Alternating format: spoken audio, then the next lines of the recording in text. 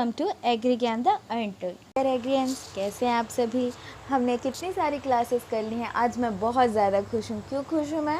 क्योंकि मैंने जिस दिन आपसे कहा कि हमें 500 की फैमिली कंप्लीट करनी है, उसी दिन आप लोगों ने सबने कंप्लीट करा दी उस फैमिली को। उसके लिए आप सभी का दिल से थैंक यू। कहते हैं ना कि जब हम किसी चीज़ को दिल से करते हैं ना, तो वो चीज़ ज़रूर होती है। किसी भी चीज़ को, किसी भी सपने को देखने से ज़्यादा ना उसे पूरा करना बहुत ज़रूरी होता है। और मुझे आशा है कि जिस तरह आपने 500 फैमिली पूरी कर दी है, उसी तरह आप 1K की फैमिली भी पूरी कर देंगे। मैं 1K इसलिए चाहती हूँ डियर, क्योंकि बिना 1K के मैं लाइव नहीं आ सकती, और 1K होगा तो हम लाइव आ पाएंगे और आप सभी को अच्छे से गाइड कर पाएंगे, पढ़ा पाएंगे, लाइव सेक्शंस हो पाएंगे। तो उन सभी चीज़ों के लिए आपको 1K होना बहुत ज़रूरी है, तभी चैनल मोनेटाइज हो पाएगा और शायद मैं आपको आगे पढ़ा पाऊँ। ठीक है ना। इसी तरह हमारे साथ जुड़े रहने के लिए आप सभी का दिल से थैंक यू। आप लोगों के लिए बहुत बड़ी खुशखबरी है। क्या है वो मैं आपको बता देती हूँ। फाइनली सिर्फ़ और सिर्फ आप लोगों की वजह से, आप लोगों की मेहनत की वजह से हमारा जो ऑफिशियल ऐप है ई कृषि शिक्षा, उसे लॉन्च करने जा रहे हैं हम। मैं आपकी टीचर हूँ, जो मेरा ऐप रहेगा और हमारे एसोसिएटेड है एग्री टाइम, ठीक है ना, जो हमारे सर हैं उनके द्वारा इस चीज़ का रिनोवेट करे जाएगा। तो आप उन चीज़ों को ज़रूर समझिएगा। उसमें जो भी नोट्स रहेंगे वो सारा कुछ आपका होगा, आप उसमें पढ़ सकते हैं। एक छोटी सी मेंबरशिप होगी, उससे ज़्यादा कुछ भी नहीं। लोगों को ज़्यादा से ज़्यादा नॉलेज मिल सके, वही हमारी कोशिश है। तो आप सभी इसी तरह हमारे साथ अपना प्यार और साथ बनाए रखेंगे। वैसे ये ऑफिशियल अनाउंसमेंट नहीं है, आप मेरे अपने हैं, इसलिए मैं आपको अभी बता दे रही हूँ। जिस भी दिन ऐप लॉन्च हो जाती है उसका लिंक मिल जाता है। मैं बाकायदा आपको नीचे डिस्क्रिप्शन बॉक्स में उसका लिंक दे दूँगी। आप वहाँ पे डाउनलोड कर सकेंगे और उसमें रिव्यू भी करिएगा आप लोग। आप सभी मेरे अपने हैं और मुझे आप सभी पे बहुत विश्वास है। ठीक है, तो आगे हमने उस बार पढ़ चुके थे, हमने आधे नोट्स हम पहले देख चुके थे, आगे के अभी हमें पढ़ने बाकी हैं। तो आगे हम पढ़ाई कर लेते हैं, इन चीज़ों को देख लेते हैं। टाइम बहुत कम है हमारे पास। ठीक है, तो यहाँ देख लिया था हमने कितनी सारी ब्रांचेस पढ़ ली थी। ठीक है, मैंने हॉर्टिकल्चर का, एग्रीकल्चर का बता दिया था आपको। इनमें क्या चीज़ याद रखने जैसी है, कभी भी हम बात करते हैं ब्रांचेस की तो उसमें दो चीज़ याद रखेंगे, वो किस भाषा से लिया गया, लैटिन से लिया गया है कि ग्रीक से लिया गया है, और एक चीज़ क्या याद रखना है, उसमें किस चीज़ की स्टडी की जाती है। ठीक है, उस एक वर्ड में आपको याद रखना है। जैसे हॉर्टिकल्चर है, तो हॉर्टिकल्चर किससे रिलेटेड है आपका, फ्रूट प्रोडक्शन, वेजिटेबल प्रोडक्शन, इन सबको मिलाते हैं प्रोसेसिंग, तब बनता है आपका हॉर्टिकल्चर। अगर मैं आपसे सीधा पूछूं ओलेरिकल्चर किससे रिलेटेड है, वेजिटेबल प्रोडक्शन। ठीक है, फ्लोरिकल्चर किससे रिलेटेड है, तो flower production and ornamental gardening. आपको झट से नाम याद होना चाहिए। उसी तरह हम आगे देख लेते हैं। आगे का हमारा बच गया था। अब हम पढ़ेंगे तीसरा टॉपिक हमारा सॉइल साइंस। तीसरा टॉपिक हमारा क्या है, सॉइल साइंस है। इसको आप ध्यान से देखिए। चलिए, तो हम यहाँ पे तीसरा देख लेते हैं। तीसरे में क्या बोला है हमारा, सॉइल साइंस। तो हमने आपको बताया सॉइल साइंस यानी कि मृदा का अध्ययन करना क्या कहलाता है हमारा, सॉइल साइंस। उसमें सारे कैरेक्टर्स आ सकते हैं, पर इसमें दो इसकी मेन ब्रांचेस होती है सॉइल साइंस की। एक होता है पेडोलॉजी और एक होता है इडेफोलॉजी। पेडोलॉजी और इडेफोलॉजी से आपका पीएटी से लेकर के आपके जेआरएफ पीएचडी तक क्वेश्चन पूछा जाता है। ये आपका बहुत इंपॉर्टेंट है, आप इसमें स्टार लगाएंगे। पेडोलॉजी जो होता है आपका, ये क्या होता है आपका, origin of soil. Origin of soil यानी कि मृदा की उत्पत्ति, मृदा किस तरह से बनी है, सॉइल किस तरह से बनी है, फॉर्म हुई है, फॉर्मेशन कैसे हुआ है, उन सब का स्टडी करना क्या कहलाता है आपका, पेडोलॉजी। उसी तरह अगर इडेफोलॉजी की बात करते हैं तो प्लांट और जो सॉइल है, मृदा और जो पौधे होते हैं, उनके बीच के संबंध, the study of relation between plant and soil is called edaphology. यानी कि मृदा एवं पौधे के बीच में क्या संबंध है, क्या काम आता है मृदा सॉइल के लिए, मृदा जो है आपका यानी कि सॉइल जो है वो प्लांट के लिए क्या काम आता है और प्लांट सॉइल के लिए क्या काम आता है, इन दोनों के बीच के रिलेशन को क्या बोलते हैं हम, study of relation between plant and soil is called edaphology. ठीक है, इस चीज़ को आप याद रखेंगे। इसके बाद इसमें याद रखने जैसा क्या चीज़ है, आपकी जो सॉइल साइंस है उसको ली गई है आपके लैटिन वर्ड से। किससे ली गई है, आपके लैटिन वर्ड से। पर आप यहाँ पे देखिए, क्योंकि सॉइल जो है वो बनता है आपका सोलम से। किससे बनता है आपका, सोलम, और सोलम क्या है, एक लैटिन वर्ड है, इसलिए इसे लैटिन में रखा गया है। उसके बाद देखिए जो पेडोलॉजी, इसमें लॉजी लगा है, इसलिए इसे क्या बोलेंगे, पेडोलॉजी लगा है, इसलिए इडेफोलॉजी है, तो इसे हम कहेंगे ग्रीक। क्या कहेंगे, ग्रीक। ये भी क्वेश्चन पूछा गया है। ठीक है, आपके लिए कमेंट बॉक्स में आपके लिए आज का होमवर्क है, आपको बताना है पेडोलॉजी या फिर इडेफोलॉजी के फादर कौन है। ठीक है, सॉइल साइंस के फादर कौन है, पेडोलॉजी और इडेफोलॉजी के फादर कौन है, ये आज आपका होमवर्क है। नीचे कमेंट बॉक्स में मेंशन कर दीजिएगा आंसर इसका। ठीक है, चौथा चलते हैं हम, 4 क्वेश्चन देख लेते हैं। एक्सटेंशन, एक्सटेंशन क्या होता है आपका, बताइए क्या होगा आपका। कृषि विस्तार क्या होगा, कृषि प्रसारण या फिर कृषि विस्तार, बताइए क्या होगा। एक्सटेंशन, एक्सटेंशन, टेंशन मतलब क्या होता है, खिंचाव। टेंशन मतलब क्या होता है, खिंचाव। एक्स का मतलब बाहर, एक्स का मतलब ठीक है बाहर, आउट बोलते हैं ना, एक्स प्लस आउट मिलकर आपका बनता है, क्या बनता है, एक्सटेंशन। इसे हम वर्ड में कहते हैं। पर अगर एक्सटेंशन को सही मायने में देखा जाए, एक्स प्लस टेंशन बनता है आपका एक्सटेंशन। एक्स का मतलब होता है आउट, यानी कि बाहर। यहाँ पे आप देखिए, थोड़ा सा आप इसको समझ लेंगे तो अच्छा होगा। यहाँ ये ऐसा लिखाएगा, ठीक है, एक्स प्लस टेंशन, वहाँ पे आपका एक साथ लिखा गया है, सॉरी, आप उसे सही करेंगे, एक्स प्लस टेंशन। तो ये एक्स का मतलब क्या होगा आपका, मैं आपको बता देती हूँ। चलिए, यहाँ पे एक्स का देखेंगे, एक्स का मतलब होगा आपका आउट, प्लस टेंशन का मतलब होता है स्ट्रेचिंग। स्ट्रेचिंग यानी कि खिंचाव। स्ट्रेचिंग मतलब क्या होता है आपका, खिंचाव। तो आउट होना और खिंचाव, इसका मतलब यहाँ पे हम क्या लगाते हैं, एक्सटेंशन। किसी चीज़ का खिंचाव या फिर उस चीज़ को फैलाना, विस्तार कहते हैं ना, कृषि विस्तार या फिर कृषि प्रसारण, एक्सटेंशन को कहा जाता है। तो किसी भी एग्रीकल्चर से जुड़ी किसी भी इंफॉर्मेशन या नॉलेज को लोगों तक पहुंचाना, किसानों तक पहुंचाना, उसके बारे में बताना आपका क्या कहलाता है, एक्सटेंशन। और इन चीज़ों को जो करते हैं उस इंसान को हम कहते हैं एक्सटेंशन ऑफिसर। क्या कहते हैं हम उन्हें, एक्सटेंशन ऑफिसर। इस चीज़ को आप याद रखिएगा, मैं बहुत बेसिक से चल रही हूँ आपके साथ। अगर आप पढ़ते हैं तो मैं आपको गारंटी दे रही हूँ, इसमें से अगर एक भी क्वेश्चन आता है जनरल एग्रीकल्चर से तो आपका एक भी गलत नहीं होगा। उसके बाद देखिए एक्सटेंशन, ION है, मैं आपको पहले बता चुकी हूँ, ION है, तो यहाँ पे क्या होगा, लैटिन वर्ड से लिया गया होगा, ठीक है। उसी तरह पांचवा चलते हैं, इकोलॉजी। इकोलॉजी क्या है, ओकिस प्लस लॉगस से मिलकर बना है हमारा, जिसका मतलब होता है होम स्टडी। क्या मतलब होता है, होम प्लस स्टडी, यानी होम का मतलब क्या होता है, जहाँ हम रहते हैं उसके आसपास, जहाँ आप खड़े हुए हैं उसके आसपास। सिर्फ घर का मतलब होम नहीं होता है, आप जहाँ रहते हैं उसे हम घर कहते हैं, वरना लोग मकान भी कहते हैं, ठीक है ना। तो होम का मतलब क्या है आपका, जहाँ पे खड़े हैं उसके आसपास की सारी चीज़ें, जहाँ पे आप रह रहे हैं वो आपका होम है। तो आपके आसपास के वातावरण या फिर आपके आसपास चीज़ों का अध्ययन करना क्या कहलाता है आपका, इकोलॉजी। आपके सराउंडिंग सिस्टम की स्टडी करना क्या कहलाता है आपका, इकोलॉजी। इसे आप याद रखेंगे। जो कि लॉजी लगा है तो किससे लिया गया होगा, ग्रीक वर्ड से। आप साइड में लिखते चलिए, आपको डिफाइन करने की ज़रूरत नहीं, आप इस वीडियो को उठा के फिर देखेंगे, आपको पूरा का पूरा समझ में आ जाएगा, ठीक है ना। आगे चलते हैं, मेट्रोलॉजी। मेट्रोलॉजी क्या है हमारा, मेट्रोस प्लस लॉगस से मिलके बना है। मेट्रोलॉजी क्या होता है, हमारे एटमॉस्फेयर की जो होती है स्टडी करना क्या कहलाता है, मेट्रोलॉजी। मेट्रोलॉजी डिपार्टमेंट होते हैं जनरली, इससे क्वेश्चन आजकल बहुत आते हैं और ICR में आते हैं। इसका आपका सारा PDF और सिलेबस आपको सारा वहाँ मिल जाएगा ऐप में। तो जो मेट्रोलॉजी है, आपके जो एटमॉस्फेयर जो लेयर्स होती है उनका अध्ययन करना, वर्षा के बारे में जानना, ये सारी चीज़ें आपकी किस में आती है, मेट्रोलॉजी के अंदर आती है, ठीक है ना। ये सारी चीज़ें कौन करता है, मेट्रोलॉजिकल डिपार्टमेंट करता है। आप मुझे बताइए मेट्रोलॉजी किस तरह से इम्पॉर्टेंट है एग्रीकल्चर के लिए। आपको मैं बता दूं, अगर मेट्रोलॉजी डिपार्टमेंट नहीं होगा, मेट्रोलॉजी नहीं की जाएगी तो एग्रीकल्चर में बहुत लॉस हो सकता है। क्योंकि आप सभी को पता है जो फार्मर्स होते हैं, जो स्मॉल फार्मर्स होते हैं, वो रेनफॉल पे डिपेंड करते हैं, है कि नहीं। पहले तो बहुत ज़्यादा था, अभी कम हो गया, बट ऐसा नहीं कि ख़त्म हो गया। आज भी हमारी खेती रेनफॉल पे डिपेंड करती है, ठीक है ना। तो जो रेनफॉल पे डिपेंड करती है, अगर हमको पता ही ना चले कि इस साल अगर रेनफॉल नहीं होगा तो क्या किसान पहले से तैयारी कर पाएंगे क्या। सारी चीज़ों का अनुमान लगाया जाता है, एज्यूम किया जाता है, ताकि पहले से अपनी फार्मिंग को, अपने लॉस को कम करा जा सके, फार्मिंग को इंक्रीज़ किया जा सके, प्रोडक्शन को इंक्रीज़ किया जा सके, ठीक है ना। तो मेट्रोलॉजी एग्रीकल्चर में बहुत बड़ा रोल प्ले करती है। ये आपका लॉजी लगा है तो किससे लिया गया होगा, ग्रीक से। इसका मतलब होता है the study of above the earth surface. जहाँ पे आप खड़े हैं उसे हम कहते हैं पृथ्वी की सतह, अर्थ सरफेस, ठीक है ना। उस अर्थ सरफेस से लेकर उस अर्थ सरफेस के ऊपर से लेकर जितनी भी लेयर होती है आपकी, आपने सभी कोई ने पढ़ा होगा, लिथोस्फीयर, हाइड्रोस्फीयर, एटमॉस्फेयर, ये सारी चीज़ें जो पढ़ी आपने एटमॉस्फेयर में, इन सभी की स्टडी करना क्या होता है आपका, क्या कहलाएगा, मेट्रोलॉजी, ठीक है।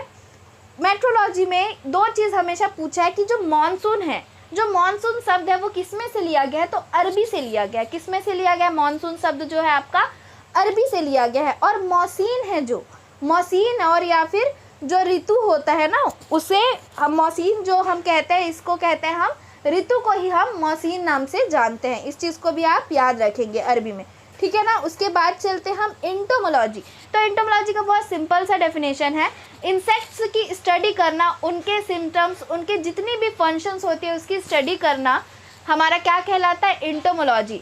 जो कीट होते हैं, कीटों का अध्ययन करना क्या कहलाता है, हमारा इंटोमोलॉजी, ठीक है, या फिर इंसेक्ट साइंस कहते हैं उसे। 8वां चलिए animal husbandry and veterinary science. Animal husbandry और वेटनरी साइंस में क्या है आपका, जो एनिमल हस्बेंड्री और वेटनरी साइंस है पशुपालन जो कहलाता है आपका, और वेटनरी साइंस जो होती है चिकित्सा, ठीक है, पशु चिकित्सा जिसे कहते हैं। तो एनिमल हस्बेंड्री में क्या, एग्रीकल्चर में एनिमल हस्बेंड्री किसे कहते हैं, अपने प्रोडक्शन को इंक्रीज का मतलब फ़ायदे के लिए पशुओं को पालना, ठीक है, उनका उत्पादन करना क्या कहलाता है आपका, पशुपालन। एग्रीकल्चर में अपने फ़ायदे के लिए, दूध के लिए, जिस तरह मांस के लिए, इन सभी के लिए क्या करना, पशुओं को पालना क्या कहलाता है, पशुपालन कहलाता है। और इनको होने वाली बीमारियों एवं चोटों का इलाज करना क्या कहलाता है आपका, पशु चिकित्सालय, वेटनरी, ठीक है, क्या कहलाता है आपका, वेटनरी साइंस। तो आपको याद रखना है। उसके बाद चलिए पैथोलॉजी। तो पैथोलॉजी भी इम्पॉर्टेंट है आपका, जब आप कॉलेज जाएंगे सिलेक्शन लेने के बाद तो आपको पता चलेगा पैथोलॉजी क्या होती है, the study of disease, the study of plant disease, ठीक है ना। पैथो लगा है, पैथो का मतलब होता है प्लांट, तो the study of plant disease is called pathology. पादप रोगों का अध्ययन करना क्या कहलाता है आपका, पैथोलॉजी। इन चीज़ों को आप याद रखेंगे। प्लांट जेनेटिक्स एंड ब्रीडिंग, ये बहुत इंपॉर्टेंट है, आप में से बहुत लोग इंटरेस्टेड होंगे जेनेटिक्स में। तो पहला तो मोस्ट इंपॉर्टेंट क्वेश्चन है आपके लिए, मेंशन करिएगा कमेंट में, जेनेटिक्स जो है वो किसने दिया, उसके फादर कौन है, तो कौन है उसके फादर, जल्दी से नीचे कमेंट करिए। मोस्ट इंपॉर्टेंट क्वेश्चन है और हर बार पूछता है, मैं देखूंगी कि आप में से कितने लोग आंसर करते हैं, वो तभी पता चलेगा ना आप में से कितने लोगों ने वीडियो देखा। उसके बाद देखिए the study of plant gene, अभी हम एग्रीकल्चर की बात कर रहे हैं, प्लांट की बात कर रहे हैं, तो the study of plant genes. वैसे तो आपका, क्योंकि आप प्लांट जेनेटिक्स लिखा है, अगर जेनेटिक्स लिखा होता है तो आनुवांशिकता का अध्ययन करना, या फिर जेनेटिक्स जो आनुवांशिकता होती है उनका अध्ययन करना क्या कहलाता है आपका, जेनेटिक्स कहलाता है। जेनेटिक्स क्या होती है, हम जिंदा हैं, ये भी जेनेटिक्स है, हम इस दुनिया में हैं, ये भी जेनेटिक्स है। बताओ कैसे, बताइए कैसे। अगर जेनेटिक्स नहीं होती तो हमारा अस्तित्व शायद नहीं होता। आज हम अपने माता पिता के जैसे दिखते हैं, किसकी वजह से, तो जेनेटिक्स का ये जो जीन शब्द है, the basic unit of hereditary, क्या बोलते हैं, आनुवांशिकता की जो इकाई है, उसके वजह से आज जो हम अपने पेरेंट्स की तरह दिखते हैं। क्यों, क्योंकि जो जीन्स होते हैं वो कैरी करते हैं, एक वंश से दूसरे पीढ़ी में ले जाने का काम करते हैं, एक पीढ़ी से दूसरे पीढ़ी में कैरेक्टर्स को, लक्षणों को ले जाने का कार्य कौन करता है, कैरी करने का काम कौन करता है, आपकी जीन्स करते हैं। आज जैसे मेरी आइज़ ब्राउन है, मेरे पापा की भी आइज़ ब्राउन है, तो मेरे पापा से इस कैरेक्टर को मुझ तक किसने लाया, तो मेरे पापा से इस कैरेक्टर को मेरे जीन्स जो थे, मेरे पापा के जो जीन्स थे मुझ तक लेके आए। तो हमारे लिए जेनेटिक्स पढ़ना बहुत इंपॉर्टेंट है, क्योंकि आपको न्यू वेराइटीज़ इवॉल्व करनी होती है, निकालनी होती है, ठीक है ना। उसके बाद देखिए एग्रीकल्चर इंजीनियरिंग। एग्रीकल्चर इंजीनियरिंग आपका बहुत ही ये रिलेटेड है आपके मैथ्स वालों से। कैसे, मैं बता देती हूँ। जो मशीनरीज होती हैं, मशीनरीज यानी एग्रीकल्चर से रिलेटेड जो मशीन्स होती हैं उनका अध्ययन करना या उन्हें बनाना क्या कहलाता है आपका, एग्रीकल्चर इंजीनियरिंग। उसी तरह देखिए 12th soil conservation. Soil conservation क्या है, आप सभी को पता है आज के टाइम पे मृदा कितनी ज़्यादा, जो सॉइल कितनी ज़्यादा बेकार हो गई, क्योंकि हमने क्या कर दिया, यहाँ गड्ढा खोद रहे हैं, वहाँ गड्ढा खोद रहे हैं, प्लांट्स को काट रहे हैं, वहाँ पे टावर बना रहे हैं, ये कर रहे हैं, नए नए टावर्स लगा रहे हैं, सोसाइटी बना रहे हैं, बिल्डिंग्स बना रहे हैं। तो इसकी वजह से हमारी क्या हो गई, सॉइल तो पॉल्यूटेड हो चुकी है हमारी, ठीक है, एयर पॉल्यूशन की वजह से, बहुत सारी फैक्टर्स की वजह से।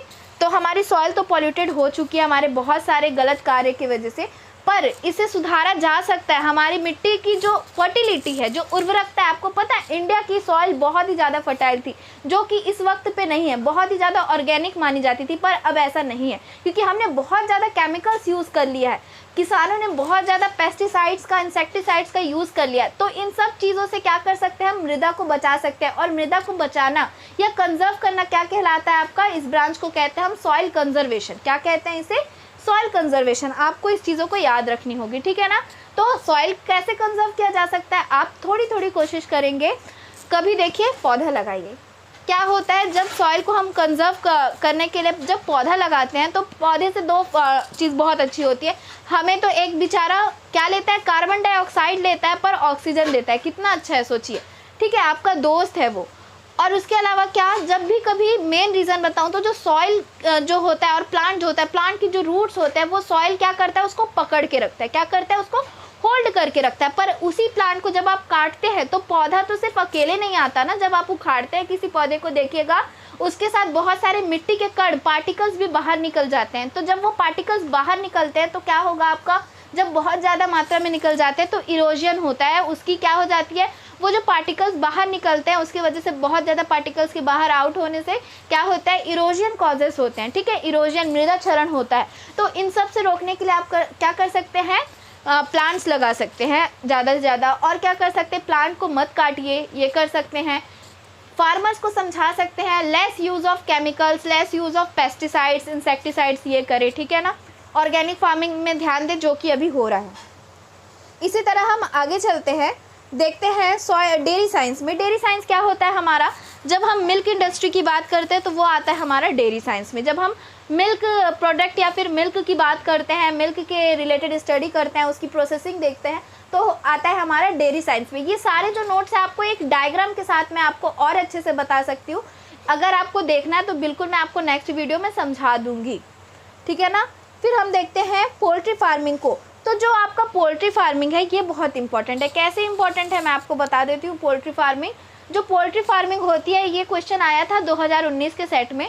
तो ये था कि पोल्ट्री फार्मिंग है वो क्या सिर्फ पोल्ट्री से रिलेटेड है, नहीं, बिल्कुल नहीं। पोल्ट्री से रिलेटेड नहीं, सिर्फ हैन से रिलेटेड नहीं है। पोल्ट्री में आपका कौन कौन आता है, पोल्ट्री फार्मिंग आपका पोल्ट्री से रिलेटेड है ना, यानी कि एक सिंगल पोल्ट्री का मतलब आप समझते होंगे मुर्गी या फिर मुर्गा, पर ऐसा नहीं है।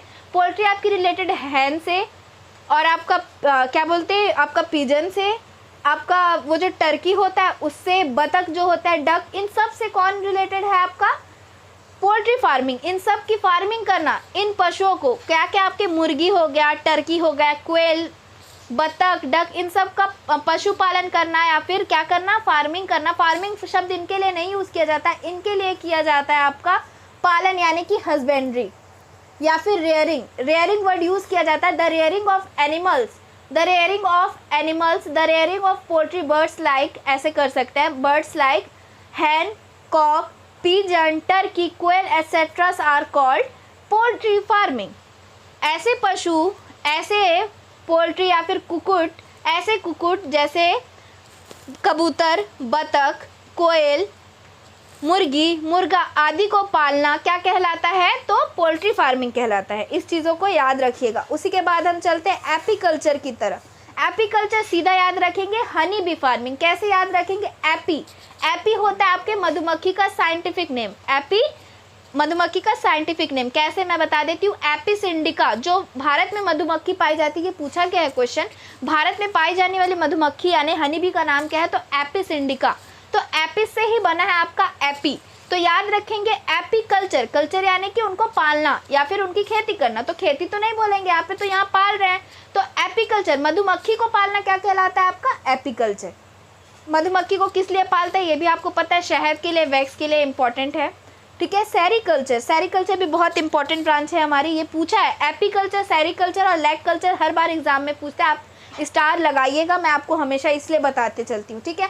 Silk worm production, silk worm यानी कि क्या होगा आपका, रेशम कीट पालन। Silk worm, rearing of silk worm लिख लीजिएगा, प्रोडक्शन मत लिखिएगा, प्रोडक्शन ऑफ सिल्क होगा, for production of silk. Rearing of silk worm for production of silk, यानी कि क्या होगा, रेशम कीट का पालन किसके लिए, रेशम उत्पादन के लिए, क्या कहलाता है, सेरीकल्चर कहलाता है, ठीक है ना, आप याद रखेंगे। उसी तरह लैग कल्चर में चलिए, लैग यानी लाख, लाख का जो कीट होता है उसका पालन करना, उसे पालना क्या कहलाता है आपका, लैग कल्चर कहलाता है। उसी तरह हम पीसी कल्चर, तो पीसी आपका यूज़ किया जाता है मछलियों के लिए। पीसी किसके लिए यूज़ किया जाता है, मछलियों के लिए।